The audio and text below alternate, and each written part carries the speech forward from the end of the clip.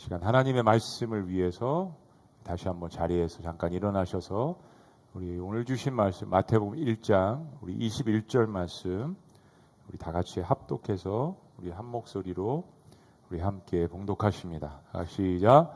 아들을 낳으리니 이름을 예수라 하라. 이는 그가 자기 백성을 그들의 죄에서 구원할 자이심이라 하니라. 아멘. 아멘. 네, 오늘부터 시작해서 나의 주 예수 그리스도라는 설교 시리즈, 대강절 시리즈를 우리 예수 그리스도에 초점을 맞춰서 이 말씀을 여러분들과 함께 은혜를 나누기를 원합니다. 2018년 9월 18일에 영국의 런던의 한복판에 한 사람을 기념하기 위해서 동상이 세워졌습니다. 유대인의 구원자라고 불리우는 프랭크 폴리라는 사람을 기념하기 위해서 세워졌습니다. 이 사람은 작곡한 지 오래되었는데 많은 사람들에게 전혀 알려지지 않았다가 1999년에 마이클 스미스라는 사람이 The Spy Who Saved 10,000 Jews, 그래서 10,000명의 유대인들을 구원한 스파이라는 이 책을 통해서 사람들에게 비로소 이제 알려지게 됐습니다. 이 프랭크 폴리라는 사람이 2차 세계대전이 막 시작하기 전에 영국에서 파견한 비밀 스파이였다고 해요. 독일 베를린에서 무슨 일을 했냐면 여권 담당관으로 신분을 속이고 당시 끔찍한 죽음에 직면한 그 유대인들을 한 사람 한 사람씩 탈출을 시켰는데 그 인원이 무려 10,000명이나 된다고 합니다. 엄청난 일을 한 거죠. 이런 급박한 전시 시절에 나치의 눈을 피해가면서 10,000명이 넘는 사람들의 생명을 구원했으니까 유대인들의 구원자라는 이 별명이 실은 아깝지가 않습니다. 영국판 쉰들러 리스트입니다. 참 대단한 이야기죠, 여러분. 쉰들러 리스트는 영화를 보신 분들도 많겠지만 이분은 최근까지 알려지지 않았던 분입니다. 그런데 이런 생각이 들었습니다. 유대인들이 10,000여 명이나 목숨을 구제를 받았는데 제 직업병이에요. 죄에서까지 구원을 받았을까? 라는 생각을 던져봤습니다. 극심한 핍박과 죽음에서는 구원을 받았는데 그들의 죄까지 구원을 받았을까? 라는 생각이 들었습니다. 오늘 이제 제목이 타이틀이 구원자잖아요. 구원자. 독일의 나치들에게 쫓기는 유대인들의 입장과는 뭐 확연한 차이가 있겠지만 우리가 당면한 삶의 문제들도 실은 녹록지 않습니다. 죽음을 생각하시는 분들이 우리나라 사회에 적지 않습니다. 30년 넘게 제가 한국과 미국을 오가면서 이렇게 목회를 해보니까 또 선교지도 가보고 선교지에 세워진 교회들도 이렇게 보면 인간이 사는 곳이면 어디든지 사람들이 겪는 이 고난의 어떤 그 문제들은 거의 공통적으로 존재한다라는 사실을 깨닫습니다. 사람들은 이런 문제를 해결하기 위해서 저마다 정말 안간힘을 씁니다. 말 그대로 안간힘입니다. 우리가 괜찮은 듯 앉아있지만 사실 괜찮지 않습니다. 우리의 삶의 내면 또 외면 수없이 많은 문제들과 씨름하며 아파하는 그런 소리들이 때로는 제가 목회자이기 때문에 또 말씀을 준비하면서 혹은 예배 현장 가운데도 여러분들의 개인의 그런 아픔과 슬픔의 소리가 들려옵니다. 때로는 해결받기도 합니다. 때로는 그냥 답보 상태에 계속 머물기도 합니다. 기도의 응답이 있을 때도 있고 그리고 기약 없이 계속 인내를 가지고 나아가야 되는 그런 상황에 있으신 분들도 있습니다. 사랑하는 여러분, 우리가 겪는 이런 모든 그런 문제들이 이 고통의 문제들이 다 해결되는 순간이 있습니다. 그게 언제죠? 죽을 때입니다. 죽으면 다 끝납니다. 고통이 영원한 것이 아니구나. 이런 우리의 근심과 걱정에 대한 이런 문제들이 끝나지 않을 것 같은데 이 끝나는 순간이 있구나. 죽음이구나. 근데 어떤 사람들은 극심한 정신적 방황과 고난 가운데서 극단적인 선택을 하기도 합니다. 그런데 사람들이 아주 심각한 문제를 잊어버리는 것 같아요. 이 땅에서의 고통의 문제는 끝났지만 이 죽음은 영원으로 들어가는 다른 문을 열어주는 통로일 뿐이라는 사실입니다. 죽음이 끝이 아니라는 겁니다. 죽음과 동시에 이제는 새로운 세계가 열리게 되는데 바로 영혼의 세계로 들어가는 겁니다. 이걸 놓치면 안 됩니다. 교회 다니시는 분들 중에도 부활은 예수님 믿는 사람들만 경험하는 영적 실제라고 그렇게 생각하실 수 있습니다. 근데 그건 큰 오산입니다. 여러분, 성경은 분명히 의인과 악인의 부활에 대해서 가르칩니다. 한번 말씀 볼까요? 사도행전 24장 15절 말씀입니다. 같이 한번 몽독해 보시죠. 시작. 그들이 기다리는 바 하나님께 향한 소망을 나도 가졌으니 곧 의인과 악인의 부활이 있으리라 함이니이다. 의인만 부활하는 줄 알았는데 악인도 부활합니다. 그러면 인생을 여태까지 생각했던 모든 문제가 달라지는 겁니다. 이게 신약에서 나온 새로운 개념이라고요? 아닙니다. 구약 성경 다니엘서에서도 이 말씀을 합니다. 12장 2절 시작. 땅의 티끌 가운데에서 자는 자 중에 많은 사람이 깨어나 영생을 받는 자도 있겠고 수출을 당하여서 영원히 부끄러움을 당할 자도 있을 것이며. 우리의 육신은 죽음을 통해서 흙으로 돌아가지만 믿는 자의 영혼은 죽는 즉시 주님 품에 안기게 되고 불신자는 영원한 형벌로 가게 됩니다. 그리고 예수님 다시 오실 때 우리의 몸은 완벽한 상태로 영과 육이 연합되게 되는 거죠. 완전한 부활을 주님 오실 때 맞이하게 되는 겁니다. 전도하다가 간혹 영생의 세계를 믿지 않고 그냥 죽으면 다 끝나지 않습니까? 라고 생각하는 사람들을 심심치 않게 만납니다. 근데 그런 분들은 두 가지의 문제점을 해결해야 합니다. 적어도 많은 것들이 또 문제가 있겠지만 적어도 두 가지의 문제를 해결해야 합니다. 사후의 세계가 없다고 가정할 때 두 가지 문제. 첫째는 죽음 이후의 세계가 없다면 지금 이렇게 시한부적으로 살아있는 인생의 목적이 무엇이냐 하는 것입니다. 이거 공평하지 않습니다. 어떤 사람은 30년을, 어떤 아이는 1살을, 어떤 사람은 70년을, 그리고 누구는 평생 병치레로, 누구는 건강하게 악을 행해도 죽음 이후에 사후의 세계가 없다면 이렇게 시한적으로 살아있는 이 인생의 목적이 과연 무엇이냐 하는 것입니다. 두 번째는 이 생이 마지막이라면 선하게 살고 악하게 사는 것의 기준이 뭐냐 하는 것입니다. 우리의 인생이 이 땅에서만 이제 끝이다, 영혼의 세계가 없다 하면 나를 판단해 줄 수 있는, 그리고 나 위에 모든 인류들을 판단해 줄 수 있는 심판자가 없다면 지금 살아가고 있는 것의 선과 악의 의미가 뭐냐 하는 것입니다. 그냥 막 살아도 되는 거예요. 어떤 범죄자들은 사람을 10명 죽여놓고 20명 죽여놓고 양심의 가책을 받지 않고 인터뷰를 하면서도 절대 회개하거나 미안하다는 소리를 유가족들한테 하지 않고 희한한 미소를 지고 인터뷰에 사라지는 모습들을 간혹 봅니다. 단순한 정신적인 질환이 아니라 그냥 이렇게 살다가 선도 없고 악도 없는데 뭐 내가 저지른 게 그렇게 큰 죄인가, 다 흙으로 돌아갈 운명인데 이 땅에서 마지막 그냥 이렇게 살면 되지라고 하면 정말 그 모습을 보고 영혼의 세계가 없다면, 심판의 세계가 없다면 여러분, 심판은 구원과 연결되어 있는 것입니다. 도대체 지금 살아가고 있는 인생의 목적이 뭐죠? 왜 열심히 살아야 되고 왜 땀을 흘려야 되고 누구는 선한 것 같은데 누구는 악한 것 같은데 이 모든 것들을 결국 인간이 판단할 수 없고 수십만 개의 법이 해결할 수 없는데 그 목적이 뭐지? 성경은 인간의 죽음 이후에 분명한 새로운 세계가 있다라고 이야기합니다. 그리고 하나님께서 우리 인생의 심판자이신데, 주관자이신데 인생의 선과 악을 판단하셔서 악은 벌하시고 선을 갚아주신다라고 이야기합니다. 인생은 누군가가 기준을 가지고 이 심판을 해주지 않으면 너무나도 무의미한 일입니다.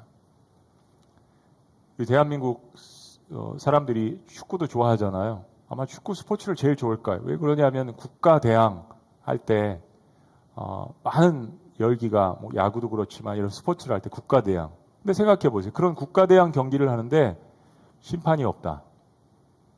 동네 경기는 심판이 없을 수 있어요. 근데 누군가가 모든 스포츠 경기에는 레프리가, 심판자가 있어야 합니다. 우리는 영적으로 의미를 쓸 때 심판 그러면 굉장히 부정적인 의미가 있는데 여러분, 심판은 옳고 그름을 구분해 주는 자의 역할입니다. 이 세상에는 운동 경기조차도, 우리 아이들 스포츠 하는 경기조차도 심판이 있는데 하물며 우리의 인생을 판단하는 사람이 없다? 이건 정말 오산입니다. 그럼 인생을 막 살아도 됩니다.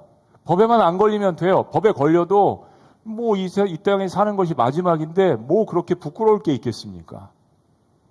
뭐 도덕적으로 살 필요가 있겠습니까? 사랑하는 여러분, 성경은 심판이 있다라고 이야기합니다. 그 심판으로 말미암아서 지옥과 천국의 세계가 있다라고 이야기합니다. 인생을 누군가가 기준을 가지고 해주지 않으면 이거 정말 불쌍한 일입니다. 정의나 공의가 아무런 의미가 없는 거예요. 사랑도 사실은 무의미할 수밖에 없습니다. 성경은 인간의 영혼이 영원하고 부활은 모든 사람들에게 임하며 거기에는 심판이 주어진다라고 이야기합니다. 그리고 그 심판의 때 하나님께서 우리를 공의로서 판단하실 것인데 하나님께서 기준을 삼으시는 것이 무엇이냐 하면 인간의 죄라는 것입니다. 죄. 우리가 지금 살고 있는 이 세대를 포스트 모던 시대라고 이야기합니다. 근대화 이후의 시대라고 이야기합니다. 근대화 이후의 시대에서 단 한 가지 사라진 것이 있다면 죄에 대한 개념입니다. 그래서 회색지대를 이야기합니다. 성경은 하나님께서 인간을 심판하시는 기준이 죄라고 분명하게 이야기합니다. 그럼 성경에서 이야기하는 죄가 무엇인가? 성경에서 여러 가지 개념을 이야기하지만 이걸 종합적으로 이야기하면 이런 이야기입니다. 죄는 우리를 만드신 창조주이신 하나님의 창조의 목적에서 벗어나는 겁니다. 하나님 만드신 창조의 목적에서 벗어나는 것. 죄를 뜻하는 몇 가지 단어가 있지만 그 중에 하나가 하마르티아. 어떤 사람이 화살을 쏩니다. 근데 그 화살이 관역에서 벗어나는 것. 그거를 성경은 하마르티아 죄라고 이야기합니다.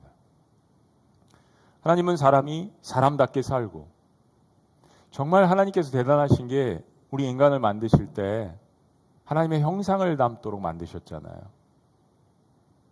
하나님을 존중하고 서로 사랑하고 그리고 하나님께서 만드신 자연 만물을 다스리게 하셨다는 것. 저는 창세기 1장을 보면서 정말 하나님의 대단하심과 사랑이 느껴지는 부분이 그겁니다. 하나님의 형상을 닮아서 인간을 창조하시고 그리고 하나님의 뜻 가운데 무에서 유를 창조하시며 온 우주를 창조하셨어요. 그리고 인간에게 첫 번째 인간에게 이걸 다스리라고 말씀해 주셨습니다. 하나님이 만드신 것을. 심지어는 동물의 이름까지 지어보라고 하셨어요. 얼마나 대단한 하나님이십니까? 스튜어드십, 청지기 의식을 인간에게 주셨다라는 거예요. 생육하고 번성하고 내가 만든 우주 만물을 잘 다스려라. 주님께서 우리에게 주신 겁니다. 근데 인간의 죄가 뭡니까? 그 목적에서 벗어난 거예요. 하나님의 창조 질서를 파괴한 겁니다. 그리고 하나님이 원하시는 거룩과 사랑의 목적에서 벗어나는 겁니다. 그게 죄입니다. 로마서 1장은 당시에 로마 제국이 한 시대를 다스렸던 그 시대에 정말 하나님을 노엽게 하는 죄 한 가지를 이야기합니다. 바로 동성애에 대해서 이야기한 거죠. 남자와 여자를 창조하시고 그들로 말미암아서 한 가정을 이루게 하셨는데 남자가 남자로 더불어서 부끄러운 일을 행하고 여자가 여자로 더불어서 부끄러운 일을 행하고 그 다음에 등장하는 죄는 하나님을 알되 하나님을 영화롭게 하지 않는 죄를 이야기합니다. 그리고 썩어질 것에 하나님께서 창조하신 것들에 절을 하는 정말 하나님의 마음을 아프게 하는 그 두 가지 죄에 대해서 분명하게 이야기합니다. 그렇습니다. 인간의 죄는 하나님의 창조 질서와 목적을 파괴하는 것입니다. 자, 여러분 이 시간에 한번 그냥 이성적으로 한번 생각해 보세요. 여러분이 갖고 있는 불안감, 여러분이 갖고 있는 어떤 두려움, 여러분이 갖고 있는 의심, 여러분이 갖고 있는 우울한 마음, 여러분이 갖고 있는 시기, 질투, 증오, 가끔 마음속에서 그 사람 가서 막 때려주고 싶은 마음. 여러분 도대체 그게 어디서 나온 거죠? 여러분 우리의 자녀들을 보면 저희 교회 이제 이혜리가 탄생했고 12월 25일 날 이제 헌안식 할 거고 또 두 번째 아이가 1월 19일 날 태어납니다. 아직 이름을 모르겠어요. 그런데 너무 이쁘잖아요. 1살, 2살, 저도 그랬어요. 근데 어느덧 싸우라고 가르치지 않았고 사랑해 줬고 근데 아이들이 시기하고 질투해요. 싸웁니다. 거짓말을 합니다. 어디서 배웠을까요, 여러분? 여러분이 갖고 있는 두려움과 근심 정말 밑도 끝도 없이 나 두려워하지 말아야지, 나 용감해야지, 담대해야지. 근데 두려워요. 걱정합니다. 내일에 대해서. 어디서 나왔을까요, 여러분? 여러분, 우리의 외모나 우리가 소유한 물질이 또 외적인 것들이 우리가 선한 사람이라는 것을 증명할 수 있다면 다 그렇게 해야 합니다. 근데 그렇지 못하잖아요. 포스트모던의 한 가지 장점이라고 할 수 있을까요? 아니라고 할 수도 있겠지만 이 기득권에 대한 굉장한 터부시하는 게 있습니다. 그걸로 우리의 외모나 우리의 물질과 우리의 성공과 우리의 스펙과 이런 것들이 우리의 선을 드러나게 할 수 있다면 그럼 그걸 추구해야죠. 근데 그렇지 못하다는 사실의 절망 가운데 어떻게 보면 포스트모던은 그래서 탄생을 한 겁니다. 그런 것은 선한 것도 아니고 악한 것도 아니에요. 문제는 무엇이냐면 겉으로 보이지 않지만 나의 내면에 끊임없이 일어나는 불순한 생각들, 두려움, 불안, 근심, 탐욕, 정욕, 미움 이런 문제들입니다. 도대체 이런 마음들이 어디서부터 나왔느냐? 예수님께서 2000년 전에 유대 땅에 오셨을 때 종교 지도자들이 있었습니다. 율법이 막 발전을 해서 이 음식을 먹으려면 손을 한 번 씻고 이 음식을 먹으려면 2번 씻고 이런 것들이 너무 규칙적으로 돼 있어서 그런 모습들을 보시고 주님께서 뭐라고 이야기했어요? 사람의 입으로 들어가는 것이 더러운 것이 아니라 사람 안에서 나오는 것이 더러운 것이라고 정말 전곡을 찌르셨습니다. 근데 그 더러운 것들이 어디서 나오는 거죠? 밑도 끝도 없이 그렇게 가르치는 기관도 없고 그렇게 가르치는 가정도 없는데 밑도 끝도 없이 배운 적도 없는데 그게 어디서 나오느냐 이야기예요. 다시 한번요. 내가 죄를 지어서 죄인이 된 게 아니라 죄인으로 태어났기 때문에 죄를 짓는 겁니다. 이 문제를 해결하지 않으면 평생 교회 다녀도 헛것입니다. 성경은 우리가 어떤 문제에 처해 있는지를 이야기합니다. 눈물의 선지자 예레미야가 이스라엘 백성들의 죄를 보면서 하나님의 말씀을 대언하며 이렇게 이야기합니다. 만물보다 거짓되고 심히 부패한 것은 마음이라. 세상에 있는 것들보다 가장 부패한 것이 마음이라고 이야기합니다. 누가 능히 이를 알리오마는 나 여호와는 심장을 살피며 폐부를 시험하고 각각 그의 행위와 그의 행실대로 보응하나니. 각각 그의 행실대로 보응하나니. 여기서 나오는 부패 뜻은 치료 불가능하다는 뜻입니다. 치료 불가능. 이 세상의 눈으로 보이는 어떤 것보다도 거짓되고 부패한 것이 인간의 마음입니다. 여러분 세상을 보면서 우리가 한탄하잖아요. 이 세상이 왜 이렇게 부패했어? 이 세상의 부정이 왜 이렇게 악한 시스템들이 많아? 법은 많은데 범죄자는 더욱더 늘어가고 범죄의 수위도 더 늘어갑니다. 이게 다 어디서부터 나온 거죠? 여기서부터 나온 거잖아요. 우리 인간이 만들어낸 것들이잖아. 여기서부터 다 나온 겁니다. 세상의 부조리를 보면서 한탄하지만 내 안에 있는 부조리를 보고도 한탄할 수 있는 사람들이 그리스도인들입니다. 성경은 이야기합니다. 누가 이를 알리오마는. 사람은 스스로는 이 문제의 심각성도 해결 방안도 도무지 모른다는 이야기, 오직 하나님만 아신다라고 판단을 합니다. 때문에 성경은 이제까지 인류를 살아간 모든 위대한 영웅들이나 뛰어난 사람들까지 이 마음의 부패 문제를 완전히 해결한 사람은 아무도 없다라고 이야기합니다. 로마서 3장 10절부터 18절 말씀은 이렇게 이야기합니다. 기록된 바 의인은 없나니 하나도 없으며 깨닫는 자도 없고 하나님을 찾는 자도 없고 다 치우쳐 함께 무익하게 되고 선을 행하는 자는 없나니 하나도 없도다. 그들의 목구멍은 열린 무덤이요 그 혀로는 속임을 일삼으며 그 입술에는 독사의 독이 있고 하나님 너무하십니다. 이렇게까지 표현을 하세요. 그 입에는 저주와 악독이 가득하고 그 발은 피 흘리는 데 빠른지라 파멸과 고생이 그 길에 있어 평강의 길을 알지 못하였고. 원인이 뭘까요? 18절 말씀입니다. 다 같이 시작. 그들의 눈앞에 하나님을 두려움이 없느니라 함과 같으니라. 자, 아까 말씀드렸어요. 모든 인간은 마음 가운데 두려움이 있습니다. 근데 이 두려움이 뭐에 대한 두려움이죠? 내일에 대한 염려, 경제에 대한 두려움, 건강에 대한 두려움, 관계에 대한 두려움 이런 거잖아요. 근데 잘 보세요. 그런 두려움을 근본적으로 알고 두려움을 근본적으로 갖고 있는 인간이 자신을 만든 하나님을 두려워하지 않습니다. 여기서 문제가 일어나는 거죠. 하나님을 두려워하면 내가 갖고 있는 이 땅에 있는 두려움의 문제들이 해결이 될 텐데 나를 만드신 그 문제를 해결할 수 있는 하나님을 두려워하지 않고 내가 갖고 있는 문제들을 두려워하는 겁니다. 하나님은 이걸 죄로 보시는 겁니다. 다 무익해서 한 길로 처해 있다. 저는 몇 번 간증을 드렸었는데 복음을 접하면서 하나님을 만나는 과정 가운데 이게 저에게 복음이었습니다. 왜요? 모든 사람이 죄인이라고 하니까 마음이 시원한 거예요. 저 열등감의 문제가 해결됐습니다. 아, 하나님 앞에 섰을 때는 모든 사람들이 죄인이구나. 비교할 필요가 없구나. 그냥 다 불쌍히 여기고 사랑하고 기도해야 될 존재들이구나. 라는 마음이 저의 마음 가운데 많은 것들을 해결시켜 주었습니다. 그렇습니다. 죄에 대한 이 문제. 로마서 3장 23절은 이 모든 상황을 이렇게 한마디로 결론 내립니다. 모든 사람이 죄를 범하였음에 하나님의 영광에 이르지 못하더니. 성경의 결론은 모든 사람이 죄인이라는 거. 여러분, 이게 무슨 이야기를 하냐면요, 현실적인 문제로 다시 한번 가보죠. 우린 고난에서 벗어나는 거, 고통에서 벗어나는 거를 가장 중요한 문제라고 생각을 합니다. 중요하죠. 인간의 본질이니까, 아픈 거 싫으니까. 저도 그렇고요. 그런데 지금 이 말씀에 의하면 고난의 해결이 해결돼야 되지만 고난의 해결이 우선순위가 아니라 바로 죄의 문제가 해결되는 것이 먼저 우선순위라고 이야기하는 겁니다. 이 땅에서 우리가 갖고 있는 이런 고난의 문제는 끝날 거예요. 그런데 이 고난의 문제와는 비교할 수 없는 죄의 문제가 해결되지 않으면 이 고난의 문제와는 한시적인 문제와는 해결할 수 없는 영원한 형벌에 처할 수 있다는 것을 성경이 지금 걱정하면서 이야기하는 겁니다. 그렇다면 이제 우리에게 본질적인 질문이 있죠. 창조주시고 심판자이신 하나님께서 우리를 죄 가운데 내버려두시고 수수방관하시는 그런 잔인한 하나님이시냐.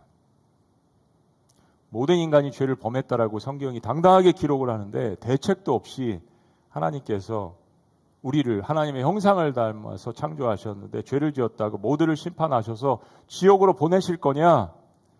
사랑하는 여러분, 제가 단언하건대 그런 하나님이시면 살아계셔도 믿을 필요가 없습니다.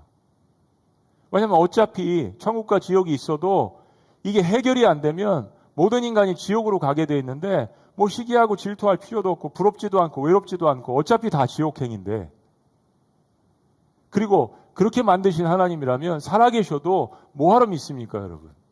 믿을 필요가 없잖아요. 이신론이라는 철학이 있습니다. 데이즘. 하나님의 존재는 인정을 합니다.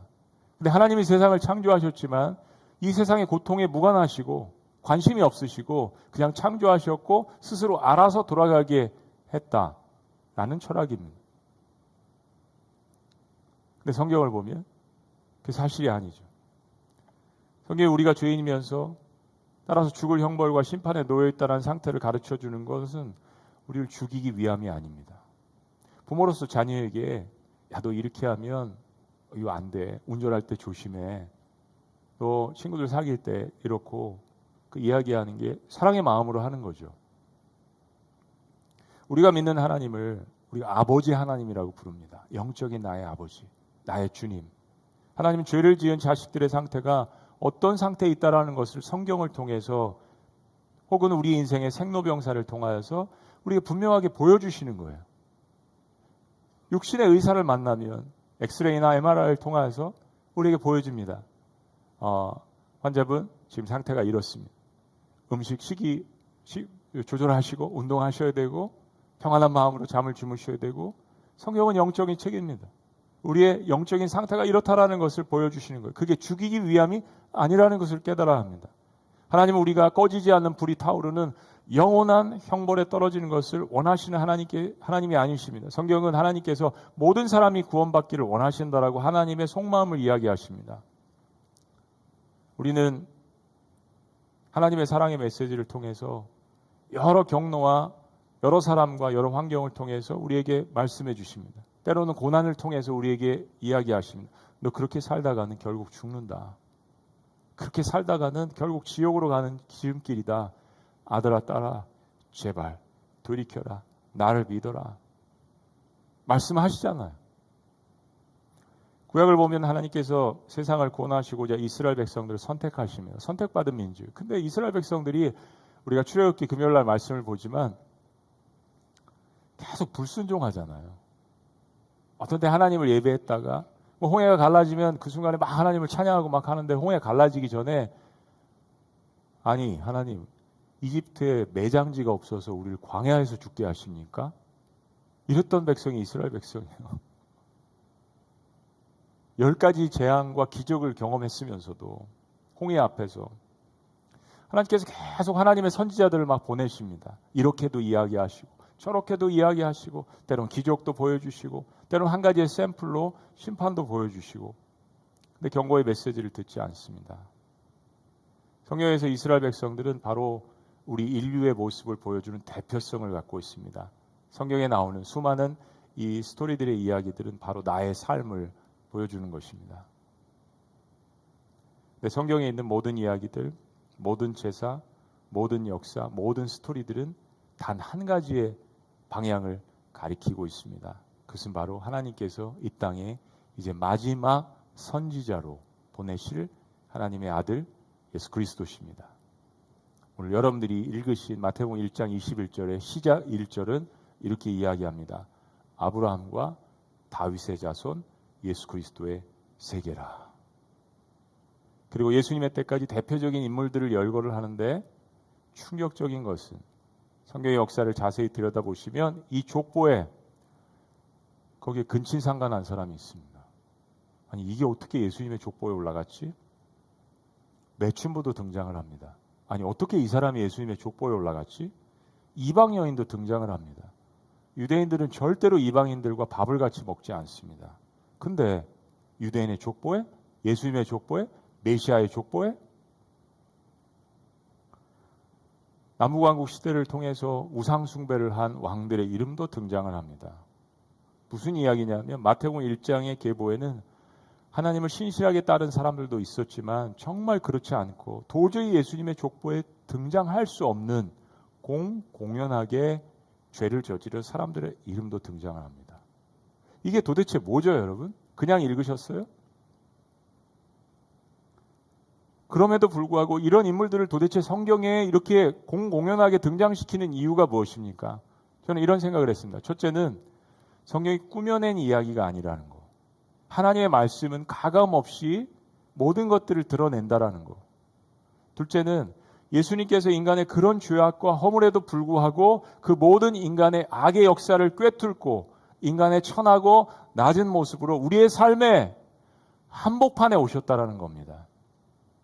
말씀이 육신이 되어 우리 가운데 거하심에, 요한복음 1장 14절의 말씀도 바로 그런 뜻입니다. 우리 가운데 거하심에, 이 한복판에 오셨다라는 것. 그게 성탄의 의미입니다. 사람들이 외면하는 술집 여자, 매춘부, 라합 족보에 기록되어 있습니다. 가나안 땅을 점령할 때 이 라합이 믿음을 가지고 하나님에 대해서 들었고 하나님을 믿었고 정탐꾼들을 구원해 줬어요. 기생이었다라고, 술집 여자였다라고 성경이 기록합니다. 근데 예수님의 조상이에요. 다윗 왕의 증조 할머니가 되는 이방 여인 룻이 등장을 합니다. 이게 어떻게 이럴 수 있죠? 근친상간을 통해서라도 자식을 이으려고 했던 다말이 예수님의 조상으로 올라갑니다. 이게 어떻게 이럴 수가 있죠, 여러분? 12지파 가운데 이 다말과 관련된 자기 시아버지인데 육신의 정욕을 가지고 여자를 취했던 이 유다가 족보에 올라가 있습니다. 성경 공공연하게 유다의 가문에서 다윗의 가문 가운데 예수 그리스도가 오실 것을 이야기합니다. 이 조상들의 불밀스러운 이야기들, 우리 같으면 숨기고 싶고 과거 돈 주고 족보를 샀던 그런 시대 다 숨기고 싶은, 이거 김시성에 올리시겠어요? 이시성에 올리시겠어요? 최시성에 올리시겠어요? 누구 자손들에게 이야기하겠어요? 그런데 그 거룩하신 하나님의 아들이신 예수님의 족보에 올라가 있습니다. 예수님에게는 육신적으로 고조 할머니, 고조 할아버지 뻘이에요. 근데 왜 이런 부끄러운 역사가, 인간의 죄의 역사가 떡하니 예수님의 족보에 올라가 있을까요? 하나님 보란 듯이 신약성경의 첫 장에 이 허물 많은 이야기들을 예수님의 족보의 대표적인 인물들로 적나라하게 공개하십니다. 이 한복판에 오셨다고. 그런 족보를 다 설명한 후에 성경이 이런 놀라운 이야기를 우리에게 선포합니다. 18절 말씀. 예수 그리스도의 나심은 이러하니라. 이러하니라. 그의 어머니 마리아가 요셉과 약혼하고 동거하기 전에 성령으로 잉태된 것이 나타났더니, 즉 하나님의 능력으로 잉태되셨다는 거죠. 19절. 그의 남편 요셉은 의로운 사람이라 그를 드러내지 아니하고 가만히 끊고자 하여. 여자들은 이런 남자를 만나야 합니다. 마리아가 어느 날 동침도 하지 않았는데, 관계를 하지 않았는데 임신을 했어요. 유대 율법에 의하면 이거 돌로 쳐서 죽이면 됩니다. 그럼 요셉은 의로운 사람이 되는 거예요. 근데 성경은 요셉이 의로운 사람이기 때문에, 하나님 보시기에 의로운 사람이기 때문에 가만히 끊고자 하여, 마리아를 사랑했기 때문에 그냥 살려주려고 파혼을 하려고 했던 그때 20절, 이 일을 생각할 때 고민했던 겁니다. 두려움이 있었던 거예요. 분이 나고 화가 나고, 왜 마리아가 의심을 했던 거죠. 그때 주의 사자가 현몽하여 하나님께서 사자를 보내셨어요. 이르되 다윗의 자손 요셉아, 내 아내 마리아 데려오기를 무서워 말라. 그에게 잉태된 자는 성령으로 된 것이라. 하나님께서 마리아라는 이 여인을 통하여서 그 육신의 몸을 통해서 남자를 알지 못하는 이 땅에 마리아를 통해서 오게 하신 거죠. 근데 하나님께서 이 말씀을 하십니다. 요셉에게 부를 때 뭐라고요? 다윗의 자손 요셉아. 그리고 그 앞에 예수님의 족보들이 펼쳐져 있지 않습니까? 두 번씩이나 강조하면서 하나님께서 그의 아들을 이 땅에 보내신 것은 남자를 알지 못하는 처녀 몸인, 그래서 우리가 찬양할 때 그 가사가 들어가 있잖아요. 동정녀의 몸에서 나시오. 성경이 이 모든 것들이 우연이 아니라 의도하신 계획이라고 말씀하십니다. 인생을 잘 살펴보시면 꼭 내가 계획한 대로 안 된 것도 많지만 꼭 계획한 대로 된 것도 없는 것 같은, 이 세상에서 이야기하는 건데, 여러분 하나님의 계획은요, 이러한 죄 가운데 우리가 숨기고 싶은 족보 속에도 주님의 계획은 언약을 통하여서 아들 예수 그리스도를 결국 유다 지파 속에서 다윗 가문에 보내셨다라는 겁니다. 이 모든 것이 하나님의 계획이라는 겁니다. 우리의 죄에도 불구하고. 21절 말씀입니다. 다 같이 시작. 아들을 낳으리니 이름을 예수로 하라. 이는 그가 자기 백성을 그들의 죄에서 구원할 자이심이라 하니라. 예수라는 말은 여호수라는 말의 헬라어 표현입니다. 구약에서는 여호수아, 신약에서는 예수. 원래 헬라어 발음은 이에수스, 예수. 영어로는 Jesus, 또 Joshua, 이런 표현들입니다. 이게 무슨 뜻이냐면 여호와가 구원하신다라는 뜻입니다. 여호와가 구원하신다. 한번 따라해 보시죠. 여호와가 구원하신다. 여호와는 전능자란 뜻입니다. 그리고 이 말이 예수, 여호수아를 통하여서 영적 의미로 마태는 이야기합니다. 자기 백성을 저희 죄에서 구원할 자. 저는요, 이 한 구절을 오랫동안 묵상하면서 구원할 자의 초점을 먼저 많이 맞추시는데 그게 아닙니다. 이 엄청난 숨기고 싶은 그러한 인간의 허물과 죄를, 족보를 이야기하시다가 마태복음 1장 21절에 자기 백성이라고 이야기하십니다. 여기에 먼저 은혜가 흘러야 합니다. 그러함에도 불구하고 내 자녀야, 내 백성이야. 그리고 그 죄의 한복판이지만 나의 아들은 그 죄의 한복판에서 태어나서 그리고 그 모든 것들을 사하는 내 아들 예수 그리스도, 자기 백성을 저희 죄에서 구원할 자라고 이야기합니다. 저명한 신학자인 존 스타트 목사님이 현대를 살아가는 그리스도인이라는 책에서 하나님께서 우리를 자유롭게 하시는 세 가지를 이야기했습니다. 오늘 말씀을 정리하면서 이것으로 대신합니다. 그리고 이것은 우리가 갈라디아에서 배운 것이기도 합니다. 뭐로부터 도대체 하나님께서는 자유하기를 원하실까? 우리는 경제로부터 자유하기를 원합니다. 건강으로부터 자유하기를 원합니다. 제발 나를 괴롭히는 사람들 그 관계로부터 자유하기를 원합니다. 생로병사로부터 자유하기를 원합니다.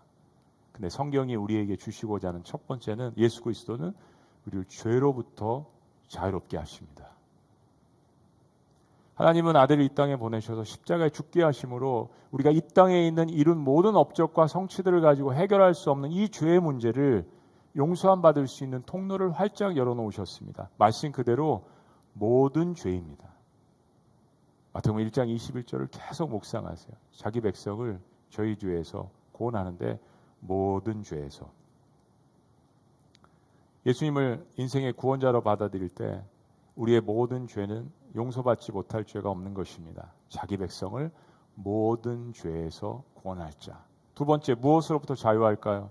예수 그리스도께서는 우리를 옛 자아로부터 자유롭게 하십니다.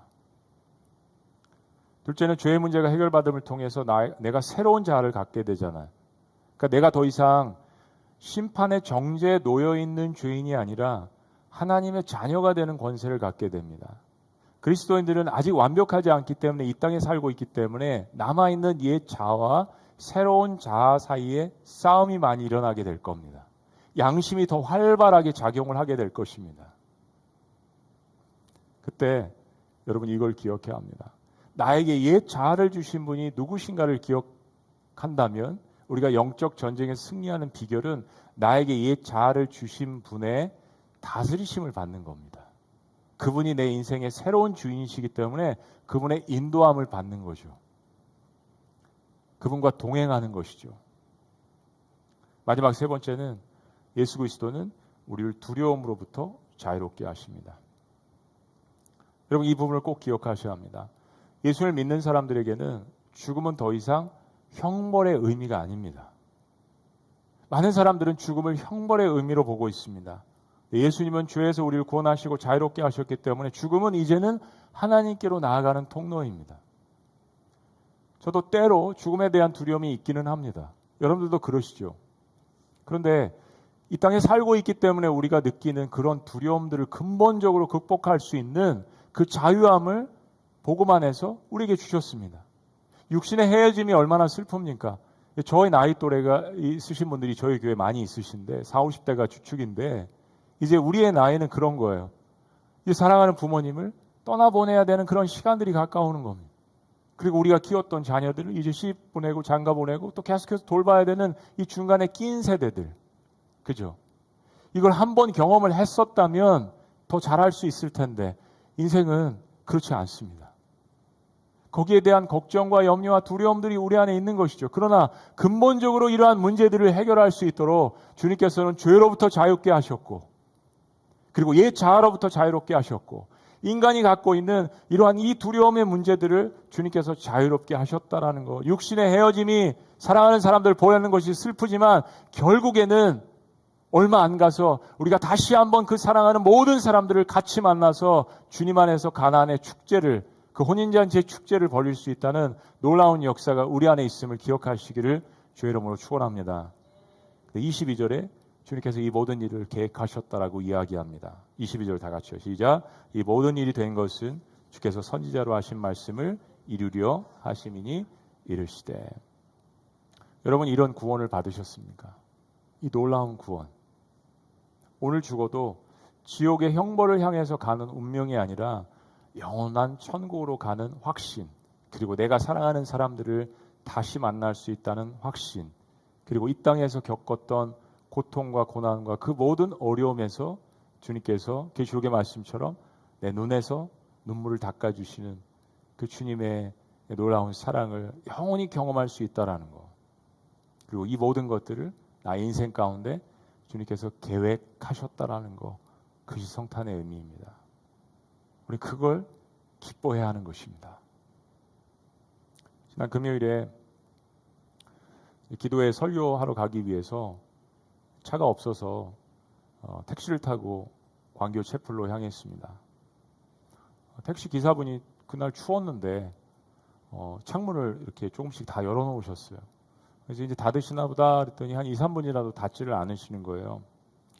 그래서 제가 이렇게 닫으니까 죄송합니다 라고 이야기를 했어요. 이렇게 담배를 피셨나? 담배 냄새를 맡아보니까 담배 냄새가 아니에요. 약간 무슨 냄새가 나긴 하는데 알고 보니까 기사분이 마늘 냄새가 나서 죄송합니다. 실은 전 손님이 마늘을 2푸대를 갖고서 택시에 타셨다라는 거예요.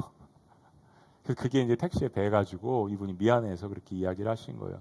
그분을 태우신 이유가 그런 거를 갖고 택시에 이제 타시려고 할 때 이제 거부하실 수도 있잖아요. 그래서 시니어 분들인데 택시를 못 타시고 30분 이상을 추운 데 서 계셔서 그 모습이 안타까워서 다음 손님에게 무리가 갈 수도 있지만 태우셨다라는 이야기를 저한테 하셨습니다. 좋은 분이시죠. 제가 그런 얘기를 했어요. 제가 미국 생활을 오래 하다가 지금 한국에 온 지 몇 년 됐는데 30년 전에 제가 경험했던 한국과 지금 한국 사회가 참 많이 다른 것 같다고, 많이 각박해졌다고, 인심이. 우리 한국 그러면 인심이었는데 그 인심이 많이 사라진 것 같다는 이야기를 했습니다. 기사분이 그렇다라고 이야기하면서 막 그렇게 이야기를 이어가셨습니다. 예전보다 나라는 잘 살게 된 것 같은데 그렇잖아요. 지금 OECD 국가 중에 뭐 10위 안에 들어가는 경제 대국인데 사회는 더 각박해지고, 저한테 이제 계속 제 신분을 모르니까 사장님 그러시더라고요. 듣기가 나쁘진 않더라고요. 사장님 자살을 왜 이렇게 많이 하는지 모르겠어요. 이거 매스컴에 나오지도 않고, 어제도 뉴스 보니까 9살 난 아이, 8살 난 아이를 그 죽이고 본인도 자살을 선택하고, 도대체 본인 혼자나 죽지 왜 죄도 없는 아이들을, 그게 도대체 뭡니까?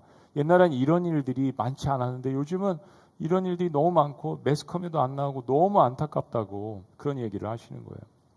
정말 죽을 용기라도 있으면 살아야 될 건 아닙니까? 이런 얘기를 하시는 거예요. 사장님, 인천대교 건너보셨죠? 많이. 그래서 네, 그렇습니다. 근데 거기 인천대교 전에는 초입에 들어갈 때 이렇게 그 어떤 물건을 설치를 해가지고 거기 차를 못 대게 해놨었대요. 자살 방지용으로 해놨답니다. 근데 그 보기가 안 좋아서 얼마 전에 그거를 제거를 했대요. 그랬더니 자살률이 엄청 늘었답니다. 거기 차를 대고 풍덩 빠져서 다시 할 수 없이, 미관상 좋지는 않지만 그걸 다시 설치했다는 기사를 읽었다고 이야기하시는 거예요. 서로가 그런 이야기를 하다가 도대체 자살을 얼마나 많이 할까? 우리가 OECD 국가 중에 인구 대비로 1위라고 하는데, 제가 택시 안에서 찾아봤어요. IMF 1998년, 97년에 일어나서 98년이 한복판이죠. IMF 때 자살률이 굉장히 많이 증가했습니다. 그때 통계를 보니까 12,458명이 98년에 자살을 했어요.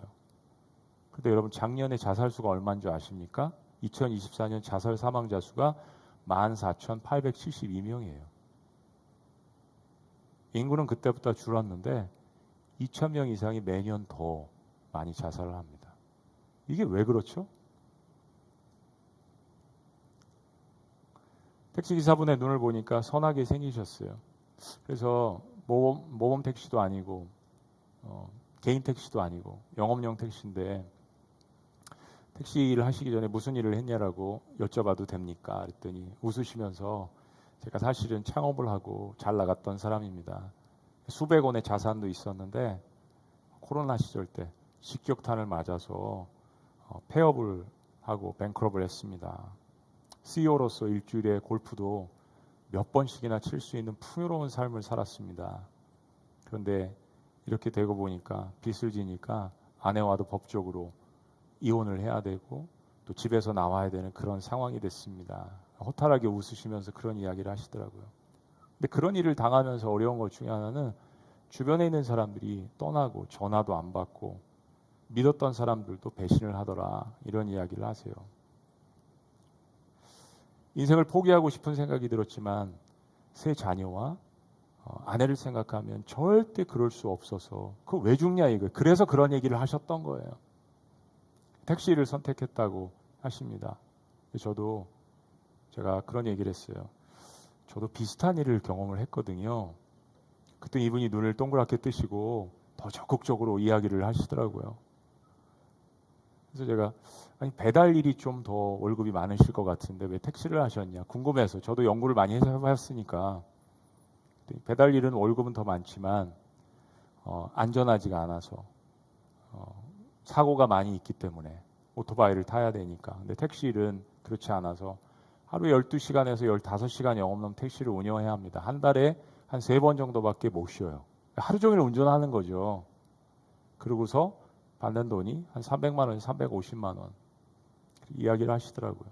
배달은 한 400만 원 이상이고 열심히 일하는 것에 따라서 뭐 600만 원도 되고, 그렇지만 위험하죠. 이분 이런 이야기를 하시더라고요.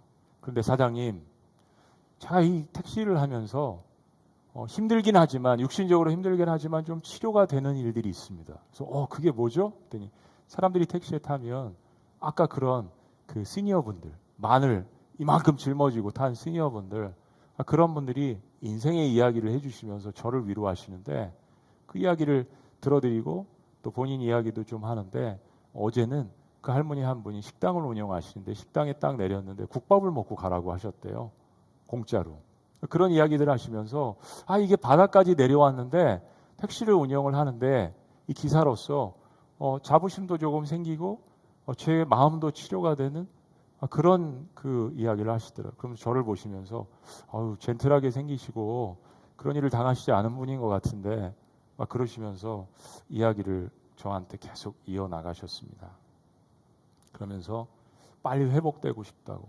사장님은 회복되신 것 같은데 저도 빨리 회복되고 싶어요.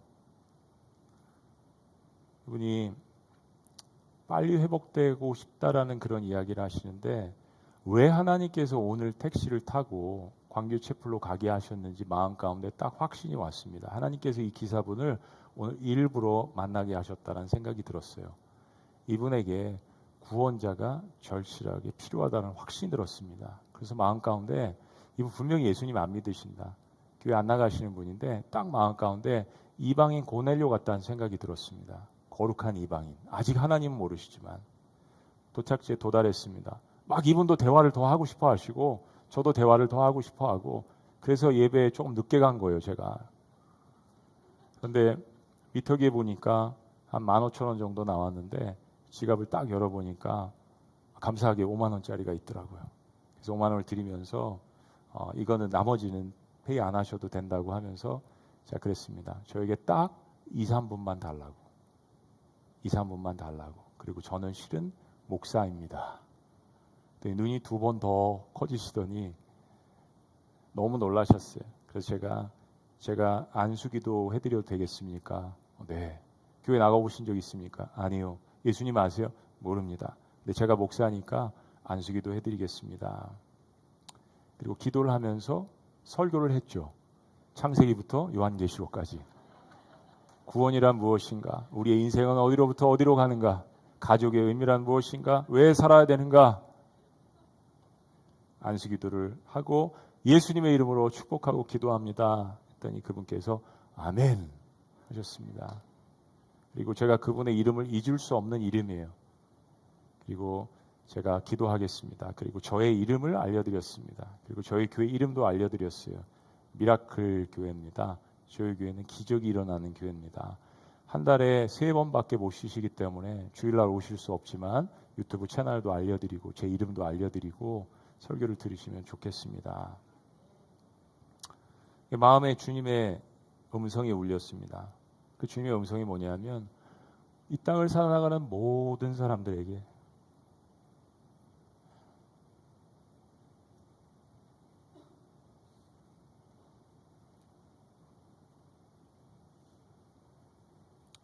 진정한 구원자가 필요하다는 음성이었어요. 진정한 구원자.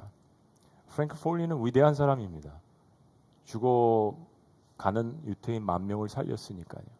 근데 우리의 육신은 어느 순간인가 모든 사람들이 다 영원한 죽음을 맞이합니다.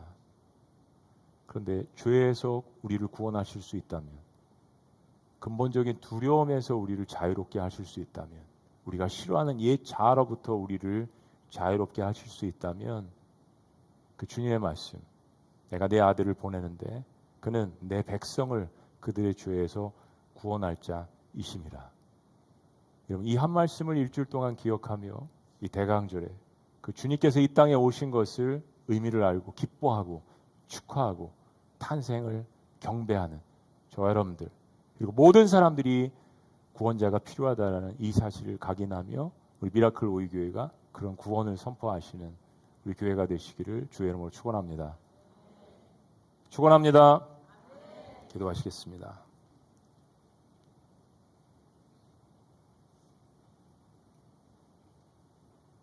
그렇습니다. 모든 사람들에게는 구원자가 필요합니다. 왜냐하면 너무 절박하거든요. 간절합니다. 우리 대강절에 그 이중적인 모습을 보아야 합니다. 쇼핑하러 거리로, 또 백화점으로, 목자 골목으로. 그러나 내일 인생에 어떤 일이 놓여져 있는지 모르는 한계가 있는 우리의 인생.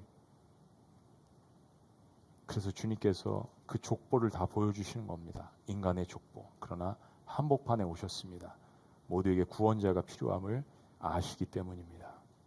오늘 이 시간 이 마태복음 1장 21절의 이 말씀을 통하여서 예수 그리스도를 여러분의 인생에 구세주로 모시는 분들이 이 자리에도 필요합니다. 오늘 제가 손들라고 하지 않겠습니다. 자리에서 일어나라고 하지 않을게요. 그런데 정말 그런 분이 있다면 마음 가운데 스스로 한번 결단해 보세요. 하나님, 이 땅에 저 같은 자를 위해서 찾아오셨다고 하셨는데 지금 만나 주시겠습니까? 만나 주시겠습니까? 제가 오늘 하나님을 만나기를 원합니다. 저 인생을 다스려 주시옵소서. 저 인생을 책임져 주시옵소서. 하나님, 자기 백성이라고 이야기하셨는데 저 같은 자도 주님의 백성이 될 수 있겠습니까?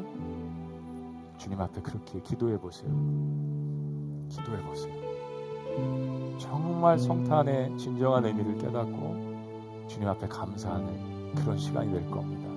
이전과는 다른 인생이 될 것입니다. 살아계신 하나님 아버지, 자기 백성이라고 이야기하시는 그 하나님의 선언에 무한 감사를 올려드립니다. 예수님의 족보에 올라갈 수 없는 하나님, 저 같은 존재도 예수님 이후에 태어나서 그 족보에 기록될 수 있도록 인도하신 것 너무나도 감사합니다. 하나님, 우리 모든 인생을 긍휼히 여기시고 불쌍히 여기시고 모든 자들에게 구원자가 필요하다라는 이 말씀을 우리에게 선포해 주셨음에 오늘 이 말씀을 받아들이고 예수 그리스도를 인생의 주인으로 만나는 사람들을 축복하시고 기억하여 주시옵소서.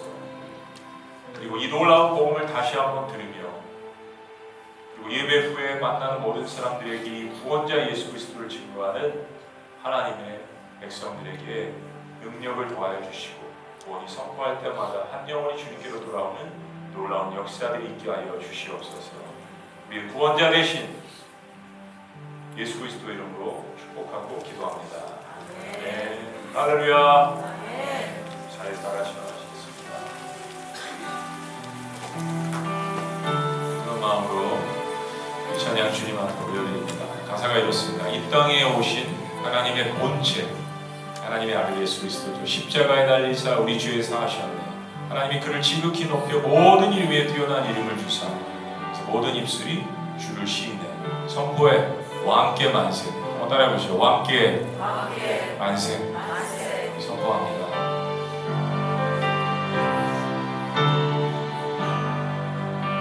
이 땅에 오신 이 땅 위에 오신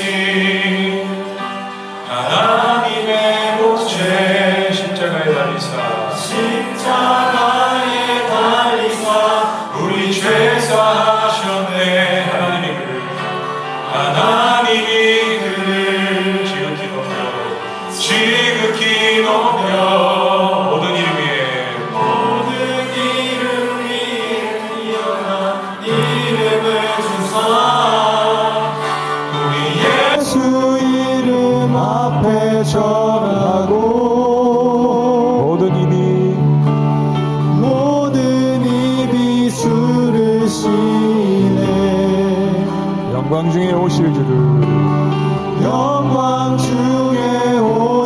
주를 보리라. 선포해 왕께 만세. 존귀와 위엄을 찬양해. 왕의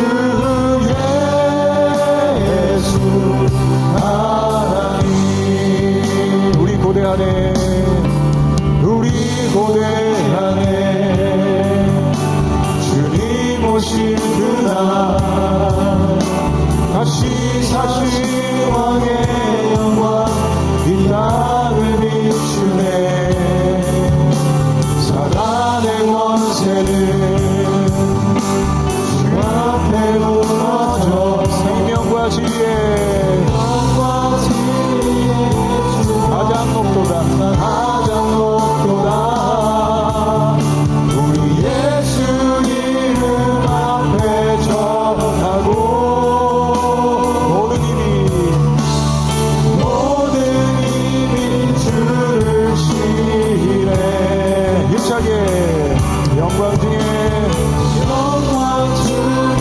오실 주를 보리라. 다 같이 선포해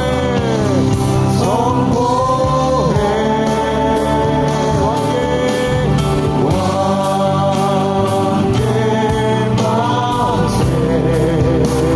존귀와 위엄을 찬양해.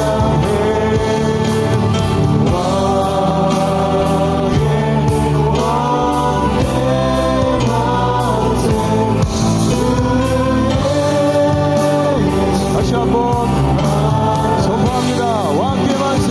할렐루야.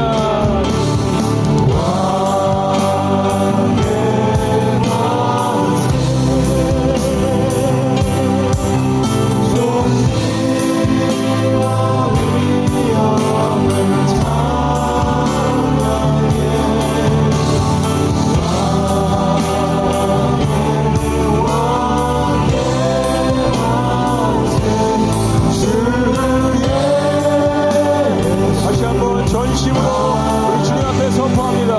왕께 만세. 왕께 만세. 존귀와 위엄을 찬양해. 왕께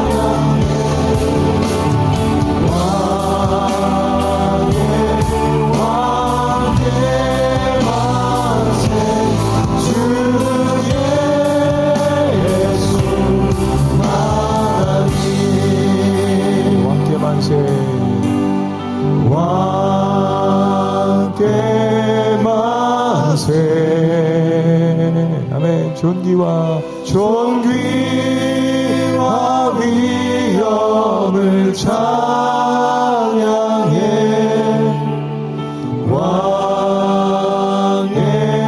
왕께 만세. 주 예수 하나님. 우리 그런 하나님 앞에 우리 감사와 영광의 박수 올려드립니다. 아멘. 할렐루야. 아멘. 살아계신 하나님, 오늘 말씀을 통하여서 이 땅에 오신 하나님의 아들 예수 그리스도의 탄생의 의미가 어떤지를 우리 마음 가운데 각인할 수 있도록 인도하신 것 감사합니다. 고난과 사망의 한복판에 오셔서 십자가에서 나를 대신하신 주님을 찬양할 수 있는 그러한 기회와 특권을 주신 것 너무나도 감사합니다. 그 은혜에 감사하여 우리의 삶의 일부를 떼어 주님 앞에 드립니다. 우리가 우리의 직업과 우리 일상생활 가운데 이 땅에서 얻은 것의 일부를 주님 앞에 드리는 그 이유, 나의 삶의 전체가 주님의 것입니다라는 위대한 고백임을 주님 받아 주시옵소서. 그래서 나머지 모든 것들도 다스려 주시고 주님 앞에 드린 우리의 삶의 이 일부를 통하여서 이 땅에 살아가는 고난 가운데 있는 모든 사람들에게 이 구원자가 필요하다는 사실이 귀하게 선포되어지고 사용되어질 수 있도록 인도하여 주시옵소서. 드리는 손길이나 드리지 못하는 손길이나 예배에 참여한 이 말씀을 듣는 모든 사람들을 기억하시고 축복하시고 저들의 삶 가운데 하늘에 신령한 것과 땅에 기름진 것으로 갚아 주시옵소서. 이제는 우리 주 예수 그리스도의 은혜와 하나님 아버지의 극진하신 사랑과 성령님의 감화교통 역사하심이 하나님의 아들 예수 그리스도를 나의 구원자, 나의 주님으로 다시 한번 영접하며 선포하며 그리고 영원히 그분을 사랑하기를 원하는 사랑하는 모든 미라클 오이교회 성도님들 가운데 다음 세대 위에 그리고 나라 민족 위에 이 말씀을 듣는 모든 사람들 위에 구원자가 필요한 모든 사람들 위에 지금부터 영원토록 함께 하시기를 간절히 축원합니다. 아멘.